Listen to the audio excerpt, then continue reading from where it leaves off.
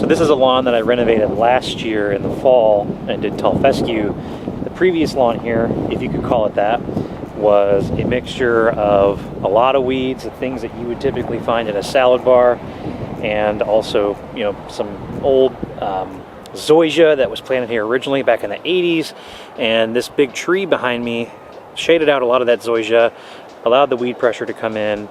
Just the overall lack of fertilizing, cultural practices really just pretty much killed the lawn off over time. So I went ahead and I used a tall fescue mix that I found at Rural King that had some pretty strong cultivars for the Midwest, and as you can see, it actually looks really good. This lawn's actually really thick and it came in really nicely. You can also tell that it really needs a mow. This is probably around 8 inches tall right now. I come here every couple of weeks just to check on things. This is my parents' house. They really don't have time to mow it all the time, so I've been helping out kind of with the trimming, the mowing, fertilizing, weed control, and everything on here. So definitely need to get some weed control go down today. I need to get some fertilizer down today. I'm gonna have to mow it. I have no other choice. And so I'll kind of take you through the process of how I did that going back to last year. I didn't get a whole lot of footage on the renovation, just time permitting, you know, life kind of got in the way, where I didn't get a lot of time to come over here and do any filming, but I do have some before and afters of what it looked like before we started the process, including the landscaping that we completely ripped out and replaced, and then how the lawn looks now almost a year later. So let's go ahead and let's get the mower out. I got the Toro 60 volt over here. This is where I keep it, and my parents use it. I use it when I come over here. Let's go ahead and get a mow, trim, and a blow, and then we'll take care of some weeds, and then we will throw some fert down.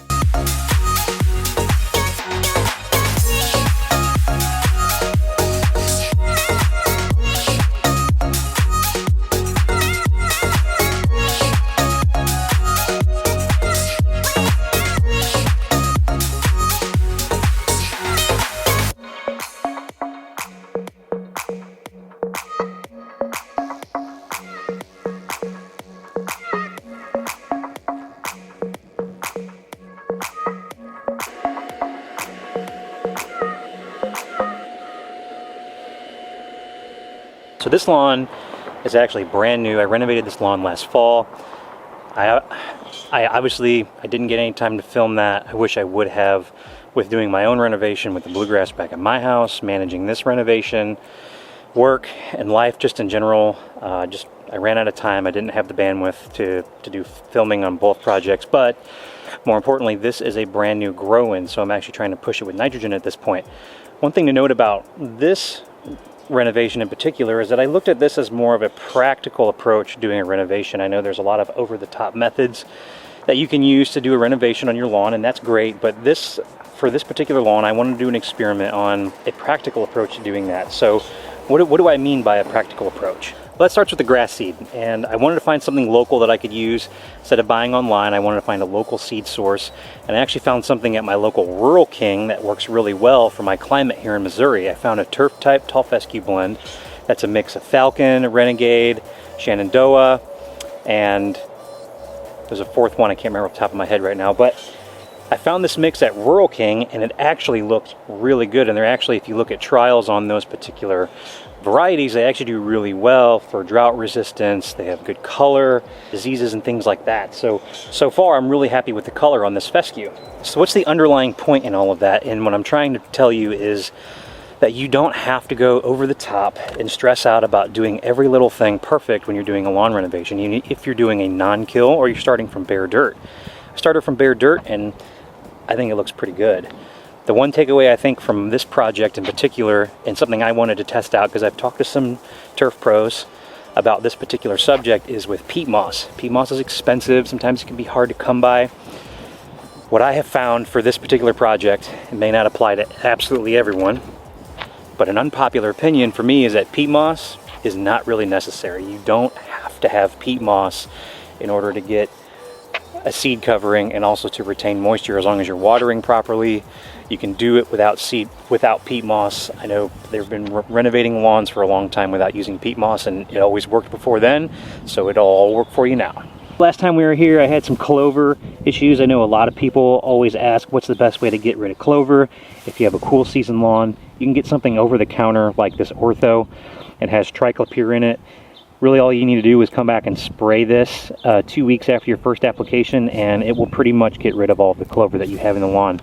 We did have a little bit of weed pressure in here just because of how much weed activity and how much growth there was from the weeds in the existing lawn when I killed it off, that I knew that there were going to be some problems with weeds. And all I really used was some over-the-counter stuff, nothing special, nothing fancy. You can buy this stuff at any big box store, and it'll help you really big time on any weeds that you've got coming up if you want to treat those post-emergently. During my previous visit to the lawn, I went ahead and I wanted to put some fertilizer down. Anderson sent me some of this product they have. It's called Innova. It's a 712 analysis. This is a soybean-based fertilizer. It's 100% organic. Just kind of looking at the lawn right now, the observation is that it actually gave it some really nice color. I'm really happy with the results on that fertilizer. I don't notice, you know, a huge amount of top growth, and the color looks good. My only gripe with the Innova, and I'll talk about this on a separate video, for a 712 analysis in a 40-pound bag, that product retails for $70 online. You can go find it at Amazon 7 days a week. You can buy it for $70 a pop. That's really expensive for a fertilizer that has 7% nitrogen in the bag, especially if that's going to be your primary fertilizer. I probably wouldn't recommend doing that. But if you are the type of person that wants an organic fertilizer, the Innova will give you good results, but you're going to pay for those results. And the second thing I want to touch on is the Anderson's Yardstar spreader that you see behind me. The Andersons also sent me this spreader to try out and give you a full review on, so I will be doing that at some point coming up later this year. But I've been using this primarily at this property to put out all my fertilizers, pre-emergent things like that. So far, I'm actually really liking the spreader. I'll give another detailed review on this piece of equipment down the road. And of course, we're mowing with the Toro 60 volt, which I'm actually kind of falling in love with. I used to really kind of bash on the battery powered equipment, but so far the Toro 60 volt I really like.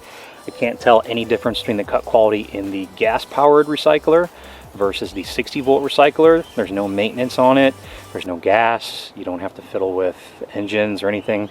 It's a great option for the homeowners here, for my mom, just because I don't want her to have to deal with maintenance and going to get gas and anything like that. You just pop the battery in, charge it up, put the battery in the mower, and you're going. And this lawn's actually 8,000 square feet, and then the mower will cut all 8,000 square feet before it runs out of battery. So far, we get an A+ for the Toro 60 volt recycler.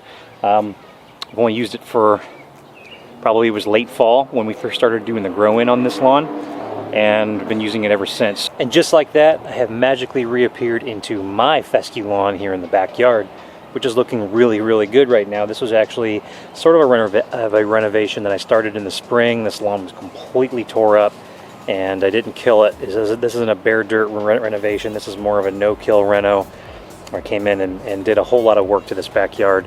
I did a video on this previously, how to fix your crappy lawn. That was kind of the beginning stages of it for some of the things that we had going on in this backyard and to what it looks like now. So, in my opinion, looking really nice. If you're watching this video and you just subscribed, I recently just crossed 1,000 subscribers on my YouTube channel, so I wanted to say thank you to everyone who has subscribed to me, shown me support, helped me along the way. I really appreciate that. And if you have some comments, leave those in the comment section. I love interacting with the viewers, other members of the LawnTube community, and friends I've made along the way. I really enjoy the conversation and the back and forth in the comment section. And of course, as always, don't forget to like and subscribe. And I'll see you guys in the next one.